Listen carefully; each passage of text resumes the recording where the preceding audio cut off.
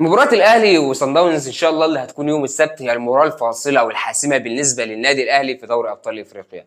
في بديل عن الفوز يا أبو حميد؟ أقول لك لا والله يا صديقي، يا تفوز يا تخسر وتطلع من دوري أبطال أفريقيا، مفيش حل تاني. حد يقول لي التعادل؟ طيب أقول لك التعادل يبقى أنت كده بتحط مصيرك وقرارك في رجل الناس التانية، وهتحط في رجل مين؟ في رجل صن داونز ورجل الهلال. صن داونز ده اللي هو أصلا عدوه الأول في أفريقيا كلها هو الأهلي، الهلال اللي كل الجماهير الهلالية والهلال كلهم بيكرهوا حاجة اسمها الأهلي. فانت كده حطيت ما بين نفسك بين الهلال وصن داونز، والاثنين هيتعاملوا مع بعض وهيخرجوك. مفيش حل تاني، لازم تكسب. وده مش معناه ان انت تكسب ماتش صن داونز وخلاص، لا، انت عندك الهلال هنا ان شاء الله هيكون في مصر، وعندك كمان بعد ماتش صن داونز على طول الكوت الكاميروني في الكاميرون. الكوت الكاميروني ناس كتير قوي بتقول ان احنا ضامنين المباراه، مع ان المباراه ما تضمنش طبعا، هي في الاول وفي الاخير كره قدم. فطبعا بالنسبه للعيبه الكوت هي مش على المستوى، ماشي، بس ان شاء الله طبعا هنكسبها. يبقى كده احنا